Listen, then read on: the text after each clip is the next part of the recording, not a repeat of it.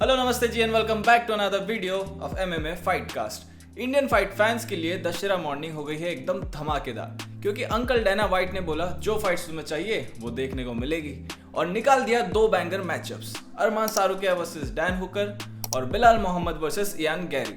We are headed to Doha, Qatar, November 22nd at the ABHA Arena. And the main event will be the number 2 ranked lightweight contender Arman Tsarukyan taking on number 6 ranked Dan Hooker.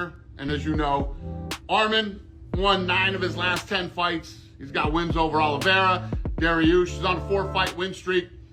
The guy is a dangerous dude. He's taking on Dan Hooker, whom you guys love. And he's always looking for a finish, always in there to dog it out and fight his ass off. One of the most beloved guys in the sport. अब ये दोनों fights 22 नवंबर को UFC Qatar card में होने वाली है। दोनों fights 5 rounders होगी और मिडिल ईस्ट फाइट नाइट्स हमेशा स्टैग्ड ही होती है, तो ये कोई सरप्राइज नहीं है। ये कार्ड एक पीपीवी लेवल का कार्ड है, बस नाम इसको फाइट नाइट दिया गया है।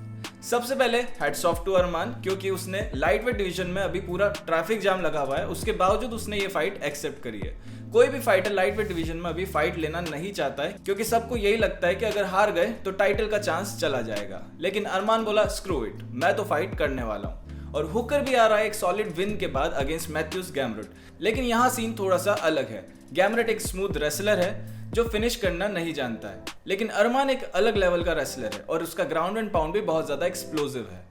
अब मैं अगर एक अर्ली प्रिडिक्शन दूं तो डैन हुकर को 2 राउंड्स के अंदर ही अरमान फिनिश कर देगा और ये फाइट डिस्टेंस तक नहीं जाने वाली है। हुकर का स्टाइल जरूर खतरनाक है, लेकिन जब अपोनेंट एक नॉर्मल रेसलर हो या नॉर्मल स्ट्राइकर हो तब। और अरमान एक नॉर्मल रेसलर बिल्कुल भी नहीं है भाई, एक अलग लेवल का बीस्ट है। और हाँ, मुझे पता है कमेंट सेक्शन में लोग बोलेंगे कि गैमरट ने अरमान को हराया हुआ है ब्रो, और हुकर ने गैमरट को हराया हुआ है, और इस लॉजिक से हुकर तो अरमान से जीत ही जाएगा। लेकिन भाई यही डिफरेंस है, ग्राउंड पे फिनिश पावर सिर्फ अरमान के पास है, गैमरट के पास नहीं थी। और अब बात करते हैं हम next banger Belal Muhammad versus Ian Garry की। ऑनेस्टली ये थोड़ा सा हार्ट ब्रेक था मेरे लिए, क्योंकि मैं चाहता था भाई बिलाल की फाइट हो उस्मान के अगेंस्ट, लेकिन ये फाइट भी एक बैंगर से कम नहीं है। बिलाल को हमने लास्ट फाइट में देखा था जेडीएम के अगेंस्ट अपना टाइटल लूज करते हुए, अपनी चैंपियनशिप लूज करते हुए, लेकिन बंदा प्रूव कर गया कि उसका चिन, उसका प्रेशर और उसका दिल अभी भी उसमें फायर है। Ian Gary on the other hand बंदा अभी भी अपग्रेड हो रहा है, वो हर फाइट के साथ बेटर एंड बेटर होते जाता है। और उसने अपनी लास्ट फाइट में कार्लोस प्रैक्टिस को स्कूलिंग दिया था। वो जरूर 5th राउंड में थोड़ा स्लो हो गया था, लेकिन भाई उसका डिस्टेंस कंट्रोल, उसका बैलेंस और उसके take down defence serious level पे है। और अब प्रॉब्लम क्या है इयान गैरी के पंचेस में।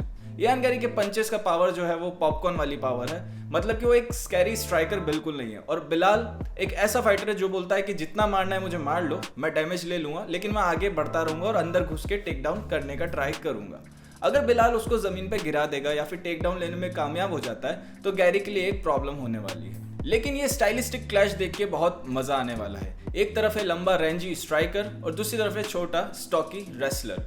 वन वांट्स रेंज, दूसरा चाहता है कि भाई प्रेशर डालो, और दोनों के पास है जबरदस्त कार्डियो। मेरे लिए अभी टफ है थोड़ा पिक करना, लेकिन मैं थोड़ा लीन कर रहा हूँ इयान गैरी की तरफ, क्योंकि बंदा अभी भी रैपिडली इंप्रूव कर रहा है। हर फाइट के साथ वो इंप्रूवमेंट के साथ दिखता है और 5 राउंड्स में उसका काम गेम चल सकता है।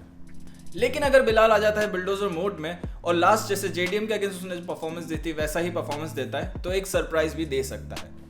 और अब बात करने वाले हैं हम कॉनर मैकग्रेगर की, one of the biggest names in the sports. लेकिन कॉनर ने एक बार फिर से अनाउंस किया है अपना रिटर्न टू द यूएफसी, और अब सच बोलूं तो इस बार कॉनर की बातें थोड़ी सी प्रॉमिसिंग लग रही है भाई।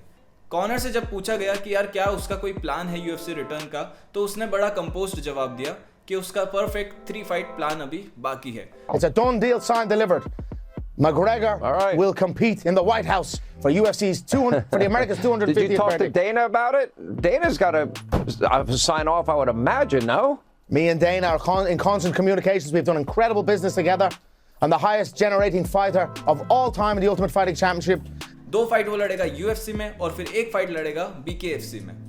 कॉनर बोलता है कि अभी उसका पूरा का पूरा फोकस सिर्फ व्हाइट हाउस कार्ड पे है, माइकल चैंडलर के अगेंस्ट रिटर्न करने पे। उसने बताया कि इस इवेंट में लगभग अभी 8 महीने बचे हैं और उसके हिसाब से एक फाइट कैंप एकदम मिलिट्री स्टाइल 6 मंथ ऑपरेशन होता है। मतलब उसके लिए अभी सबसे बड़ा काम है स्टेप्स चढ़ना और अपने कमबैक के लिए फुल तैयारी करना। 8 months and change out to the White House event. It's a 6-month operation. You know, I consider it a 6-month operation to get ready for this bout. And that's my focus right now. I'm just eager to, you know, climb the steps into being ready for my return. उसने याद दिलाया कि अपने last return के time पे भी वो incredible condition में था, हर चीज परफेक्ट थी और प्रिपरेशन भी अपने टॉप पे थी, लेकिन एक छोटी सी लैप्स इन कंसंट्रेशन से उसको एक इंजरी हो गई थी और उसी वजह से उसे पुल आउट करना पड़ा था। लेकिन अब उसका मिशन है कि वो गलती सुधार के दुनिया को दिखाए कि what I am truly about. फिर जब उससे BKFC के इन्वॉल्वमेंट के बारे में पूछा गया, क्योंकि अभी वो वहाँ एक बड़ी फिगर बन गया है और प्लस उसके दूसरे बिजनेसेस जैसे कि forged, Irish stout, proper 12, BKFC सब शेयर्स में चल रहे हैं। तो कॉनर ने क्लियरली बोला जब फाइट कैंप स्टार्ट होगा तो एक पीरियड ऑफ आइसोलेशन होगा, मतलब फोन स्विच ऑफ होगा और कोई बिजनेस कॉल्स नहीं उठाए जाएंगे। कॉनर आगे ऐड करता है कि मेरे सारे लोग समझते हैं कि ये वक्त आने वाला है और ये एक सिंगल माइंडेड ग्राइंड होगा, मतलब सिर्फ ट्रेनिंग, रिकवरी और एग्जीक्यूशन। बेसिकली कॉनर कह रहा था कि वो बिजनेसमैन मोड को स्विच ऑफ करेगा और फाइटर मोड को स्विच ऑन करेगा और पूरा का पूरा ध्यान अपने UFC कमबैक पे लगाने वाला है। रहेगी बात BKFC या फिर बाकी वेंचर्स की तो वो बाद में देखे जाएंगे, पहले माइकल चैंडलर से उसका हिसाब बराबर करना चाहता है। तो that's it for this video guys. Comment करके जरूर बताना आप किस फाइटर को पिक कर रहे हो, डैन हुकर या अरमान सारूकिया, बिलाल मोहम्मद या इयान गैरी, और ये भी बताना कि कॉनर मैकग्रेगर के रिटर्न के बारे में आप कितने एक्साइटेड हो। मिलते हैं नेक्स्ट वीडियो में, तब तक के लिए पीस।